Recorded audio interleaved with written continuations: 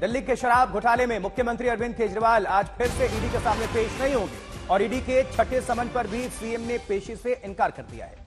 आम आदमी पार्टी की तरफ से जारी बयान में कहा गया है कि ईडी का समन गैर कानूनी है और समन को लेकर ईडी खुद कोर्ट में गई है तो कोर्ट के फैसले तक उसे इंतजार करना चाहिए।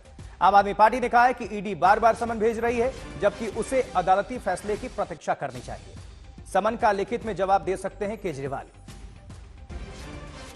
आम आदमी पार्टी ने ईडी के समन को गैर कानूनी करार दिया है। हमेशा की तरह एक बार फिर से छठी बार ईडी ने समन जारी किया था अरविंद केजरीवाल के खिलाफ। उनको पेश होना था लेकिन आज भी पेश नहीं हुए।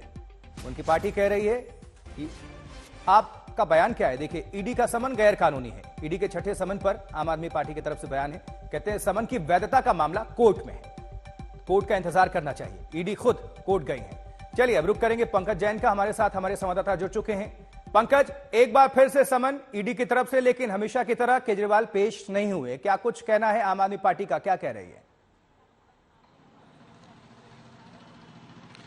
देखिए, बिल्कुल हमेशा की तरह आम आदमी पार्टी ने इस पूरे मामले को फर्जी बताया है और बयान जारी करके ये भी कहा कि ईडी का समन गैर कानूनी है, राजनीति से प्रेरित है। इस वक्त हम मुख्यमंत्री आवास के बाहर ही मौजूद हैं और जो जानकारी सामने आई है कि अरविंद केजरीवाल ने लिखित तौर पर ईडी को जवाब दिया है, क्योंकि ईडी जब समन भेजती है तो आपको बताना होता है कि आप पेश हो रहे हैं या नहीं हो रहे हैं। और जाहिर है कि कल जिस तरह से अरविंद केजरीवाल का एक वीडियो बयान सामने आया था जिसमें वो पीएमएलए एक्ट के बारे में सवाल खड़े कर रहे थे और ये भी कह रहे थे कि अगर आज पीएमएलए एक्ट के सेक्शन 45 को खत्म कर दिया जाए, ईडी को खत्म कर दिया जाए, तो बहुत सारे बीजेपी के नेता उनकी पार्टी छोड़कर चले जाएंगे। तो यहाँ पर हाल फिलहाल में जो राजनीतिक घटनाक्रम है उसका जिक्र भी अरविंद केजरीवाल कर रहे थे, आशुतोष। और जाहिर सी बात है कि जिस तरह कई विपक्षी दलों के नेता भाजपा में जुड़ रहे हैं उसकी तरफ भी वो निशाना साध रहे हैं। तो जाहिर है कि अरविंद केजरीवाल ये साफ कर चुके हैं कि वो इतनी आसानी से इन समन का जवाब देने के लिए नहीं जाएंगे। और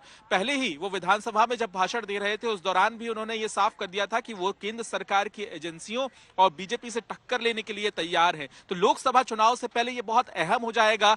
वहीं भाजपा की तरफ से भी बयान सामने आया है। वो कह रहे हैं कि कानून का पालन अरविंद केजरीवाल नहीं कर रहे हैं। तो कहीं ना कहीं ये बयानबाजी अब थमने नहीं वाली है और आज विधानसभा का सत्र भी है तो उस दौरान भी हंगामा होने के आसार हैं। बिल्कुल पंकज, आप हमारे साथ जुड़े रहिए, दोबारा आपका रुख करेंगे। लेकिन अरविंद केजरीवाल ने समन को लेकर अब तक क्या कुछ कहा है, ये सुनवा देते हैं। जाहिर तौर पे ये पूरा जो तथाकथित शराब घोटाला है, ये कोई शराब घोटाला नहीं है। इन्होंने कोई जांच वांच नहीं करनी। इन्होंने जैसे अन्य प्रदेशों में हम देख रहे हैं एक के बाद एक पार्टियां तोड़ रहे हैं, सरकारें गिरा रहे हैं केवल झूठे झूठे केस करके। इनका मकसद यहाँ पे दिल्ली के अंदर शराब घोटाले की आड़ में गिरफ्तार करके आम आदमी पार्टी के सभी नेताओं को इन्होंने गिरफ्तार कर रखा है, गिरफ्तार करके। और इनका मकसद दिल्ली के अंदर सरकार गिराना है, क्योंकि इन्हें पता है कि दिल्ली में ये चुनाव तो जीत नहीं सकते, पूरी जिंदगी में भी नहीं जीत सकते दिल्ली में चुनाव। तो अब चुनाव नहीं जीत सकते तो किसी भी तरह से ये इन प्रकार सरकार गिरा के और सरकार बना लो यहाँ पे। तो ये तो अरविंद केजरीवाल को आपने सुना, लेकिन भारतीय जनता पार्टी काउंटर कर रही है। आम आदमी party versus BJP, Bharatiya Janata party, दोनों तरफ से प्रतिक्रियाएं लगातार चल रही हैं। सुनवाते हैं, सुनिए। आखिर तो जाना ही पड़ेगा जी, जाना ही पड़ेगा, आखिर तो जाना ही पड़ेगा।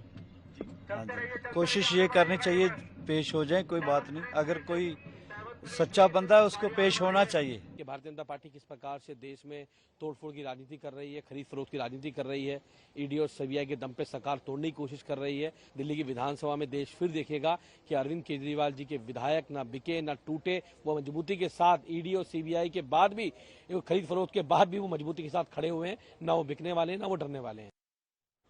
तो दोनों ही तरफ की पार्टियों की तरफ से प्रतिक्रिया आपने सुन ली। हमलावर हैं और एक दूसरे पर आरोप लगाया जा रहा है। पंकज जैन हमारे साथ लगातार जुड़े हुए हैं। पंकज, अब ईडी का रुख क्या हो सकता है? जिस तरह से छठा समन जारी किया गया, पेश फिर से नहीं हुए, हो सकता है सातवां समन भी हाल फिलहाल जारी हो जाए ईडी की तरफ से।